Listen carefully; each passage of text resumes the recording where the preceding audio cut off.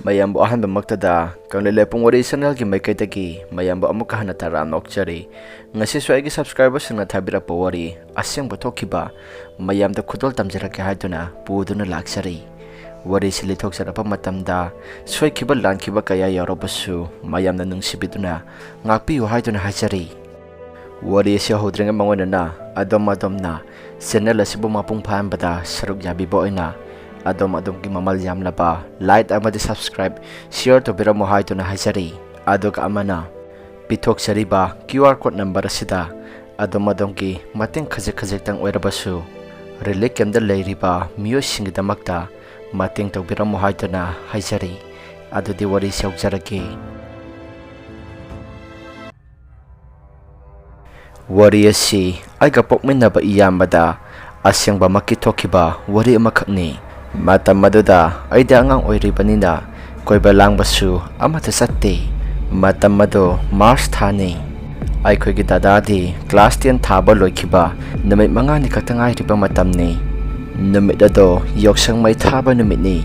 numit asida dada khogi mamanaba makhoi marimuk pulap hongnaraba matungda thabal chongba satkani haiduna baba da hairami lamsu lapna satloi matam su kuina lairak loi haiduna baba ga imagada dada na hajarami dada gi wafam maduda baba su yaraduna baba na su dada do ngoksna de khangbanina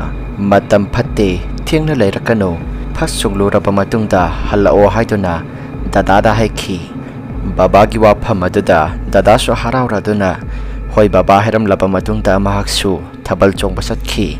dada hoi ki mamana ba amadi thabal chongba haiti mayam gi pitta sapane adobu matam maduda hojik painariba smartphone asikumba matam maduda painade pauktabu phongnaradi yare haiduna maming tagi oina keypad phone masadune matamdada painaram liba si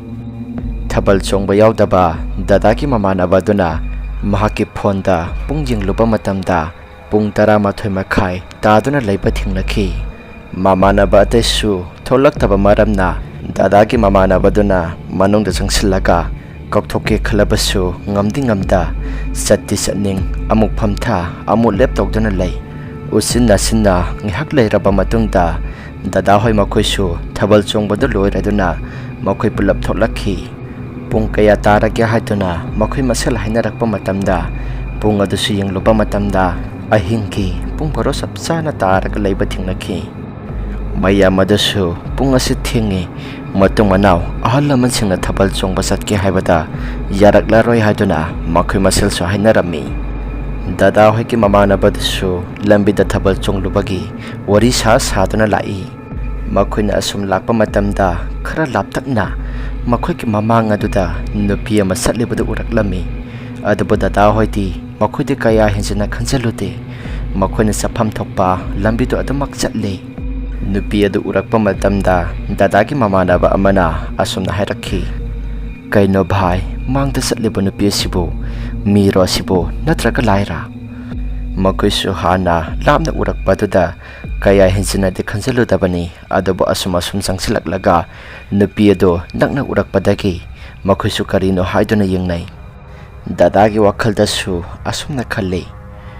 karino nupi ma mathanta asuk thinglaba kana sida lamang asida nupi ma mathanta nate masibu nupana ga selasi haiduna kauktholaga hundoklaga thanam liba sala asumna khantuna leiringai matam asida nupi adugi manakta su yoksilai khanghaude nupi aduna gari tongke haibagi matagom mahaki makhut adusu tinthoklatuna gari khambagi matagum tawrakhi adamna gari khamlakpa duda dada khoigi mamana basingna thoriba gari singadasu sabhekta khami adamna gari khamlaba matungda makhuisu kiba bhaurai makhuna leiriba mapham asil lamhangni nupa aikhoina chapa phau kinariba mapham amani adabu matau karamna nupi asi mathanta mapham lamhang asida leiram libano khanbada wa amata ngangnaramde saminariba dada hoigi mamana basingaduka kirup tawraga munna yengnai aduga makhoi maselsu ingit pinai dada hoiki mamana ba makhoi maraktagi mamana ba amana nupi duda asumna hairai asuk thinglaba kana sida nupi nang nathanta lamang asida mataw karamna satlibano dadagi mamanabagi wahang aduda nupi aduna amok asumna kumlakhi imanabi mayam gari wairaga lakpane makhoi ai hogdana sakraba male aduna ai ithanta lambi asida laklibani yaragati ai asai phaba nakhoi gi gari aduda ai yoksaki lamhang ase ithanta sapatale yum taba lambi oiradi ithanta oirasu sasakhi ke haipapu pharak ama ita takadaba male nupi aduki wahai aduda dada hoisu yamna nungai traba male dada hoisu yumna kadai dagino haiduna hangi nupi aduna su masitagi khara satlaga leire haiduna khummi dada hoigi mamanaba makhoi gi marakta rahul kobo mamanaba ma aikhoi gi laikai dagi yawi mahakna thoriba gari adusu matomda tongi aduna nupi adu mangonda tongnaba hainari adumna hairakpaduda dada rahul nasu hoi phare adudi nakhoi hana satlamo aisu laake asi hairaga aikhoi gi dada hoisu mang thangna thauba horakhi dada rahul su magi gari aduda nupi adu boka khalhalli aikhoi gi dada hoina khara mamangda thaukalli dada rahul di khara maning oirapna gari adu thogduna lai dada rahul su nupi aduka wa mata ngangnade magi thawam thopa sumna thawi nupi adu su wa amata nganglakte nupi aduna tongpham thokpa adum tongtana lai gari adu su phana sangna thorakpana yum khara tanaba khulak leira khara yorak lami matam maduda dada rahulna nupi aduda sumna haikhi yumdi taba yore ado nakhoi ki yumdi kayam watlege dada rahul ki wahang aduda nupi aduna su yorani khara satlaga leire haduna khummi nupi aduna adumna khumlakpa duda dada rahul su wa makha tadana gari adumak thawi dada rahul ki mamangda gari thoriba aikhoi ki dada hoisu gari do tumina thawi khara asum thoraklaba matungda khunjau haina khangnaba laikai ama yoraklami laikai asigi khunyai he yorakpa matamda dada rahulna amukasu nupi duda hanglaklami khunna sigi khunyai yoksilakle nakhoi ki tubu kyam watle bazatno adamna dada rahulna hangjarabasu nupi tudi karimta khumde adamna khumlakta baduda dada rahul ki wakhaldasu jajat khanba horai karino aina kada yorage hangbadasu karimta khumlakte aipu nupi ase yum phapa puraga yumda pusilabadi kamain tawne siti asi khalaga dada rahul ki masada humang kange adabu handak mukka hangge haiduna dada rahul su nupi aduda nogi yumda bu kadai dano haiduna tunglomda laithoklaga haiphi yingloba matamda ngasai tonglakpa nupi tudi gari aduda tonglamdre nupi aduna adumna tonglamda ba mataw aduda dada rahul di lawai luton satkre gari adu kana thogduna mayam marakta thojilli adamna dada rahulna nupi adu yawraktana gari adu matomta thaurakpa duda nupi adu su mahaki mayumda lehoraga dada rahul su matomta gari adu thauba talle haiduna mayam marakta thaukalakli boy khalutana aikoi dadana hangi bhai nupi tu lehorabo dada rahul su kibani yadre waga amata ngangdabi magi gari thopam thokpa sumtringna thawi adamna khumlakta baduda aikoi gi dadana su amoka hangi bhai aina chana ngondane nupi do lehorabra heba handakti dadana adamna khon kalapna hairakpaduda dada rahul su peri tawraga asumna khumlai bhai ngasai tonglakpado bhutne nakhoi gari dom ta khamo amukta khamo asi hairaklaba matungda makhoi su gari pulapna khami adabu makhoina gari khamjarabasu dada rahulna hari papumna maksing adudi amata thajaramde maramdi makhoina thengna hobana tabanina dada rahulna wa makhata na hairai bhai nakhoi mayamgi maraktagi aigi gari asida kanano matonglo ai isa se kibani yadre satminnariba mayam sing aduna kaidawragi amukta hayo haiduna dada rahulda hangi matada dada rahulna bhai ngasai ai ki tungda gari tonglakleba nupi ado aina gari thongna nangki yumda yorabra haiduna hangi matam maduda mahakti khara satlaga leire haiduna khummi Maduda aisu khara thauraba matungda khunjai yaurakpa matamda nangki yumda yaurabra haiduna hangbada mahakti tunglai thoktuna yengluba matamda leiramdre. Asi hairamlaga dada Rahul adudi beri tauba horai mayam sing adudi mana tamliba pumnamak sing ado amata thajapidre. Dada Rahul di hanadagi kharanaga kikanbaga masada mapa sap chanakhre. Aikhoi dada hoiga sapminaba dada mani kauba amasu yawi mahakna mayamda wafam ama hairai. Aidi hojikta kainoma khange. Adamna hairakpaduda mayamsu dada manida pulapna yengnai. Dada manina amuk wa makha tana hairai. Ai hojiktada wakhal tarai ngasai gi nupido mana makhura hairakpa matamda mahaki khusani su yaudabani masi kakta sunatana mahaki makhongda khongsani su yaudabani. Adamna hairakpaduda aikhoi gi dadana mani nangdi matau karam uhoribano haiduna hangi. Matam maduda dada manina kainoni da bhai aina ngasai gari thora idana maduda gari ki mengal musi taubaduda aina uhobane aisu bap ohogdadana haihogdre.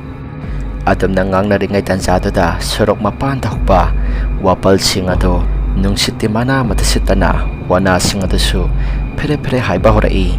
Matawaduda mayamdo kiba himankibana gari singaduda phapa kakhatlaba matungda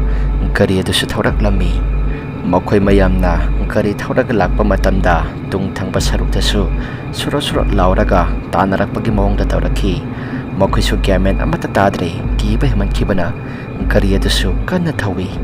Dada hoiga sapminariba makhoi pulapna mangani. Ngasai dadana babada thabal chongba satlamdai matamda makhoi mari khaktani hairambadudi thabal chongba adu makhoi manga surabadi thabal chongba sappa yararoi khaladuna makhoi mari ni haina khumkhibani. Satminariba makhoi ahum amadi khun changlakpa matamda adamak lehore. Aikhoi gi dadaga dada Rahul haibaduga makhoi ani khakta ngaihore. Ngasai thokriba thoktok mayam singaduna makhoi ani su wa mata ngangnade gari thobam thopa adam thauduna tumina lai. Adubo aikhoi gi khun yaurabanina makhoisu kinabado khara makhati phanarami. Mayam su soitana yaungnaramgani madudi sahi kharagi mamangda laikai khudingda lai phataba sanaba ahal amamamdi loina leinabani. Mamang matamda ganati hoji maksu kharedi adum yaungnaribani. Matau asum tawdana matamduda aikhoi gi laikai asida lai sanaba ahal ama lei. Mahakna migi phatanaba tawi haibadi tadi adubu mahakna sanariba phataba lai mayam singado thingnaba mi yawi haiduna mayamna su hainai. Dada hoina sum lakpa matamda aikhoi laikai ki lampak masa ama lei. Lampak asigi nakanda mayam ki usinsinnaba khongnang amasu hawi. Masigi khongnang asi numidangi matamda mapase lalaga mi amata chatnade khara ki kanba midadi mamiti uhalli haibaduni. Dada Rahulna gari asum thokduna lakpa matamda khara laptakna khongnang adugi makhong aduda angang mapi thongdaba khara kosen senduna sanaribadu Dada Rahulna uthoklure. Matawadu upaduda Dada Rahul su mahakna thoriba gari adubu khami. Dada Rahul gi matawaduda aikhoi ki dadana su kaidaurage haiduna hangi. Matam maduda Dada Rahulna yamna kina asomna hairakhi. Bhai ngasidi ibani loiredana aikhoi gi khongnang asi mina hainabado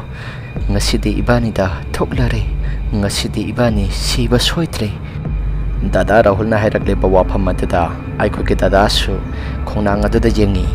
Adamna yengba matamda aikhoi gi dada gi mamidasu mayek singna uba phangle. Adamna angang mayamado hek uba matamda aikhoi dada su masada kibe mankhiduna munna dum yengi. Adamna munna yengbaduda ngak leiragadi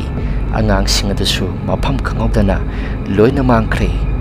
Dada Rahulna gari tungtuna leiringai tanjaduda ngasaidi karimta tadabani adubu hojiktada angang mayam ama koisen senduna sanabagi makholama Dada Rahul gi gari maningda taba horakhi. Adamna Dada Rahulna angangna langpa makhol adu tarakpaduda mahaksu karino haiduna maningda onthokduna yengi. Matam maduda mahaki gari maning aduda angang ahumna tungtuna leibadu ure. ꯃꯇꯧ ꯑꯗꯨ ꯎꯕ ꯃꯇꯝꯗ ꯗꯥꯗꯥ ꯔꯥꯍꯨꯜꯗꯤ ꯈꯪꯂꯥꯎ ꯍꯦꯛꯇ ꯂꯥꯎꯔꯝꯂꯒ ꯑꯗꯨꯝ ꯋꯥꯟꯊꯈ꯭ꯔꯦ꯫ ꯗꯥꯗꯥ ꯔꯥꯍꯨꯜꯅ ꯑꯗꯨꯝꯅ ꯋꯥꯟꯊꯈꯤꯕꯗꯨꯗ ꯑꯩꯈꯣꯏꯒꯤ ꯗꯥꯗꯥꯅꯁꯨ ꯎꯔꯗꯨꯅ ꯗꯥꯗꯥ ꯔꯥꯍꯨꯜꯒꯤ ꯃꯅꯥꯛꯇ ꯔꯥꯍꯨꯜ ꯀꯧꯗꯅ ꯗꯥꯗꯥꯁꯨ ꯆꯦꯟꯁꯤꯜꯂꯤ, ꯑꯗꯨꯒ ꯃꯁꯥꯗꯨꯁꯨ ꯅꯣꯝꯗꯨꯅ ꯀꯧꯏ꯫ ꯑꯗꯨꯝꯅ ꯇꯧꯔꯛꯄꯗꯨꯗ ꯗꯥꯗꯥꯁꯨ ꯃꯁꯥꯗ ꯑꯉꯥꯡꯁꯤꯡꯗꯨ ꯂꯩꯕ ꯎꯔꯛꯄꯗꯨꯗ ꯗꯥꯗꯥꯅꯁꯨ ꯄꯨꯄꯨꯅ ꯇꯥꯛꯄꯤꯔꯝꯕ ꯂꯥꯏ ꯆꯪꯗꯕ ꯃꯟꯇ꯭ꯔ ꯑꯗꯨꯕꯨ ꯃꯁꯥꯗ ꯁꯣꯟꯗꯨꯅ ꯅꯥꯟꯊꯩ꯫ ꯑꯁꯨꯝꯅ ꯑꯩꯈꯣꯏ ꯗꯥꯗꯥꯅ ꯇꯧꯕꯒꯤ ꯃꯔꯝꯗꯤ ꯑꯩꯈꯣꯏꯒꯤ ꯄꯨꯄꯨ ꯑꯁꯤ ꯃꯥꯏꯕꯃꯛꯇꯤ ꯅꯠꯇꯦ, ꯑꯗꯨꯕꯨ ꯃꯊꯤꯡ ꯆꯠꯄ ꯃꯇꯝꯗ ꯃꯁꯥ ꯉꯥꯛꯊꯣꯛꯅꯕꯅꯤ ꯍꯥꯏꯗꯨꯅ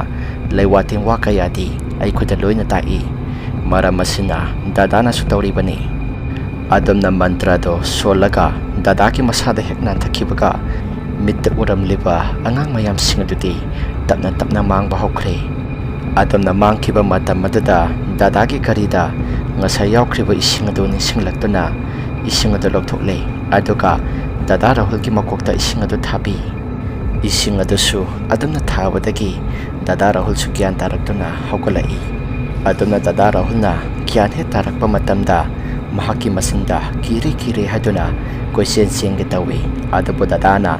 ꯗꯥꯗꯥ ꯔꯥꯍꯨꯜ ꯑꯗꯨꯕꯨ ꯐꯖꯅ ꯐꯥꯖꯤꯟꯕꯤꯗꯨꯅ ꯊꯦꯝꯖꯤꯜꯂꯕ ꯃꯇꯨꯡꯗ ꯃꯌꯨꯝꯗ ꯄꯨꯔꯛꯏ꯫ ꯑꯗꯨꯝꯅ ꯗꯥꯗꯥ ꯔꯥꯍꯨꯜꯁꯨ ꯊꯅꯝꯂꯕ ꯃꯇꯨꯡꯗ ꯑꯩꯈꯣꯏꯒꯤ ꯗꯥꯗꯥꯁꯨ ꯌꯨꯝꯗ ꯂꯥꯛꯏ꯫ ꯅꯨꯃꯤꯠ ꯑꯁꯤ ꯍꯧꯈ꯭ꯔꯦ꯫ ꯅꯣꯡꯉꯥꯜꯂꯕ ꯃꯇꯨꯡꯗ ꯋꯥꯔꯤ ꯄꯨꯝꯅꯃꯛꯁꯤꯡ ꯑꯗꯨ ꯑꯩꯈꯣꯏꯒꯤ ꯌꯨꯝꯒꯤ ꯑꯍꯜ ꯂꯃꯟꯁꯤꯡꯗ ꯑꯃꯠꯇ ꯆꯤꯊꯗꯅ ꯑꯩꯈꯣꯏꯒꯤ ꯗꯥꯗꯥꯅ ꯂꯣꯏꯅ ꯂꯤꯈꯤ꯫ ꯗꯥꯗꯥꯒꯤ ꯋꯥꯔꯤꯁꯤꯡ ꯑꯗꯨ ꯇꯥꯔꯨꯕ ꯃꯇꯝꯗ ꯑꯩꯈꯣꯏꯒꯤ ꯄꯨꯄꯨꯅꯁꯨ ꯑꯁꯨꯝꯅ ꯍꯥꯏꯔꯛꯂꯝꯃꯤ, "ꯏꯍꯦ ꯏꯕꯨꯡꯉꯣ, ꯅꯪꯗꯤ ꯑꯩꯅ ꯉꯔꯥꯡ ꯃꯪꯗ ꯎꯈ꯭ꯔꯤꯕ ꯄꯨꯝꯅꯃꯛꯁꯤꯡ ꯑꯗꯨ ꯅꯈꯣꯏꯗ ꯊꯦꯡꯅꯔꯕ ꯑꯣꯏꯔꯦ꯫ ꯉꯔꯥꯡ ꯊꯥꯕꯜ ꯆꯠꯃꯤꯟꯅꯔꯨꯕ ꯃꯈꯣꯏꯒꯤ ꯃꯃꯥꯟꯅꯕꯁꯤꯡ ꯑꯗꯨꯁꯨ ꯑꯩꯈꯣꯏꯗ ꯂꯥꯛꯇꯨꯅ ꯄꯨꯄꯨꯅ ꯀꯧꯁꯤꯜꯂꯤ, 'ꯂꯥꯛꯑꯣ ꯏꯁꯨꯁꯥ, ꯑꯁꯤꯗ ꯐꯝꯃꯨ ꯂꯥꯎ, ꯋꯥꯔꯤ ꯁꯥꯁꯤ'꯫ ꯑꯁꯤ ꯍꯥꯏꯔꯛꯂꯕ ꯃꯇꯨꯡꯗ ꯃꯈꯣꯏꯁꯤꯡꯁꯨ ꯑꯩꯈꯣꯏꯒꯤ ꯄꯨꯄꯨꯅ ꯀꯧꯁꯤꯜꯂꯤ꯫ ꯑꯗꯨꯝꯅ ꯃꯈꯣꯏꯁꯨ ꯃꯪꯒꯣꯜꯗ ꯐꯝꯂꯕ ꯃꯇꯨꯡꯗ ꯑꯩꯈꯣꯏꯒꯤ ꯄꯨꯄꯨꯅ ꯃꯈꯥ ꯇꯥꯅ ꯍꯥꯏꯔꯛꯏ, "ꯍꯥꯏꯌꯨ ꯏꯁꯨꯁꯥ, ꯅꯈꯣꯏꯅ ꯉꯔꯥꯡ ꯊꯥꯕꯜ ꯍꯜꯂꯛꯄ ꯃꯇꯝꯗ ꯀꯔꯤ ꯊꯦꯡꯅꯕ ꯑꯃꯠꯇ ꯆꯤꯊꯗꯅ ꯑꯩꯉꯣꯟꯗ ꯇꯝꯃꯨ"꯫ ꯑꯗꯨꯝꯅ ꯍꯥꯏꯔꯛꯂꯕ ꯃꯇꯨꯡꯗ ꯃꯈꯣꯏꯁꯤꯡ ꯑꯗꯨꯅ ꯄꯨꯄꯨꯗ ꯉꯔꯥꯡ ꯊꯦꯡꯅꯈ꯭ꯔꯤꯕ ꯄꯨꯝꯅꯃꯛꯁꯤꯡ ꯑꯗꯨ ꯂꯣꯏꯅ ꯇꯝꯃꯤ꯫ ꯑꯗꯨꯝꯅ ꯇꯝꯂꯕ ꯃꯇꯨꯡꯗ ꯃꯈꯣꯏ ꯃꯌꯥꯝꯒꯤ ꯃꯔꯛꯇꯒꯤ ꯀꯅꯥꯅꯣ ꯑꯃꯒꯤ ꯈꯨꯠ ꯑꯃ ꯄꯤꯔꯛꯑꯣ ꯍꯥꯏꯗꯨꯅ ꯑꯩꯈꯣꯏꯒꯤ ꯄꯨꯄꯨꯅ ꯍꯥꯏꯔꯛꯈꯤ꯫ ꯃꯇꯝ ꯑꯗꯨꯗ ꯑꯩꯈꯣꯏꯒꯤ ꯗꯥꯗꯥꯅ ꯃꯥꯒꯤ ꯈꯨꯠ ꯑꯗꯨꯕꯨ ꯑꯩꯈꯣꯏꯒꯤ ꯄꯨꯄꯨꯗ ꯄꯤꯈꯤ꯫ ꯑꯩꯈꯣꯏꯒꯤ ꯄꯨꯄꯨꯁꯨ ꯑꯩꯈꯣꯏꯒꯤ ꯗꯥꯗꯥꯒꯤ ꯈꯨꯠ ꯑꯗꯨ ꯄꯥꯏꯔꯕ ꯃꯇꯨꯡꯗ ꯃꯃꯤꯠ ꯑꯗꯨ ꯎꯏꯁꯤꯟꯈ꯭ꯔꯦ꯫ ꯉꯥꯏꯍꯥꯛꯇꯤ ꯑꯩꯈꯣꯏꯒꯤ ꯄꯨꯄꯨꯁꯨ ꯃꯃꯤꯠ ꯎꯏꯁꯤꯜꯂꯕ ꯃꯇꯨꯡꯗ ꯃꯃꯤꯠ ꯑꯗꯨꯁꯨ ꯄꯥꯡꯊꯣꯛꯂꯛꯂꯦ, ꯑꯗꯨꯒ ꯑꯁꯨꯝꯅ ꯍꯥꯏꯔꯛꯈꯤ, "ꯍꯩꯁ ꯏꯁꯨꯁꯥ, ꯅꯈꯣꯏ ꯅꯔꯥꯏꯕꯛ ꯐꯩ, ꯅꯈꯣꯏꯒꯤ ꯆꯦꯡ ꯂꯣꯏꯗ꯭ꯔꯤ, ꯃꯗꯨꯅ ꯆꯦꯡ ꯂꯩꯕꯅꯤꯅ ꯅꯈꯣꯏ ꯍꯤꯡꯍꯧꯕꯅꯤ꯫ ꯃꯐꯝ ꯑꯗꯨ ꯊꯥꯏꯅꯉꯩꯒꯤ ꯃꯇꯝꯗꯒꯤ ꯍꯧꯅ ꯃꯤ ꯑꯃꯠꯇ ꯆꯠꯅꯗꯕꯅꯤ, ꯅꯈꯣꯏꯅ ꯂꯝꯕꯤ ꯑꯗꯨ ꯁꯝꯃꯦ ꯍꯥꯏꯗꯨꯅ ꯆꯠꯂꯤꯕ ꯑꯣꯏꯔꯦ꯫ ꯃꯇꯨꯡ ꯃꯅꯥꯎꯗꯗꯤ ꯑꯗꯨꯒꯤ ꯂꯝꯕꯤ ꯑꯗꯨꯗ ꯃꯊꯤꯡꯒꯤ ꯃꯇꯝꯗ ꯆꯠꯀꯅꯨ, ꯆꯠꯇꯕ ꯌꯥꯗ꯭ꯔꯕ ꯊꯕꯛ ꯂꯩꯔꯒꯗꯤ ꯏꯁꯥ ꯉꯥꯛꯊꯣꯛꯆꯕ ꯀꯔꯤꯅꯣ ꯑꯃꯗꯤ ꯇꯧꯔꯒ ꯆꯠꯀꯗꯕꯅꯤ"꯫ ꯑꯁꯨꯝꯅ ꯄꯨꯄꯨꯅ ꯍꯥꯏꯔꯛꯄ ꯋꯥꯁꯤꯡ ꯑꯁꯤ ꯑꯩꯈꯣꯏꯁꯨ ꯇꯥꯔꯕ ꯃꯇꯨꯡꯗ ꯃꯇꯨꯡ ꯃꯅꯥꯎꯗꯤ ꯊꯥꯕꯜ ꯆꯠꯂꯕꯁꯨ ꯃꯗꯨꯒꯤ ꯂꯝꯕꯤꯗꯨꯗ ꯁꯨꯡꯆꯠ ꯆꯠꯈꯤꯗ꯭ꯔꯦ, ꯑꯇꯣꯞꯄ ꯂꯝꯕꯤꯗ ꯑꯗꯨꯝ ꯆꯠꯂꯤ꯫ ꯋꯥꯔꯤ ꯑꯁꯤ ꯃꯇꯥꯡ ꯑꯁꯤꯗ ꯂꯣꯏꯁꯤꯟꯖꯔꯦ꯫ ꯀꯔꯤꯒꯨꯝꯕ ꯋꯥꯔꯤ ꯑꯁꯤ ꯑꯗꯣꯝꯅ ꯅꯨꯡꯉꯥꯏꯕꯤꯕ ꯇꯥꯔꯒꯗꯤ ꯂꯥꯏꯛ ꯑꯃꯗꯤ ꯁꯕꯁꯀ꯭ꯔꯥꯏꯕ, ꯁꯤꯌꯔ ꯇꯧꯕꯤꯔꯝꯃꯨ ꯍꯥꯏꯗꯨꯅ ꯍꯥꯏꯖꯔꯤ꯫ ꯑꯗꯨꯒ ꯆꯦꯅꯦꯜ ꯑꯁꯤꯒꯤ ꯃꯥꯏꯀꯩꯗ ꯇꯧꯖꯔꯤꯕ ꯀꯟꯇ꯭ꯔꯤꯕ꯭ꯌꯨꯁꯟ ꯑꯁꯤ ꯑꯗꯣꯝꯒꯤ ꯑꯉꯝꯕ ꯍꯥꯞꯄꯤꯔꯝꯃꯨ ꯍꯥꯏꯕꯁꯤ ꯑꯗꯣꯝꯅ ꯀꯥꯎꯕꯤꯔꯝꯒꯅꯨ꯫ ꯉꯁꯤꯒꯤꯗꯤ ꯃꯇꯥꯡ ꯑꯁꯤꯗ ꯂꯣꯏꯁꯤꯟꯖꯔꯦ꯫ ꯃꯊꯪꯒꯤ ꯋꯥꯔꯤꯗ ꯑꯃꯨꯛ ꯊꯦꯡꯅꯔꯁꯤ꯫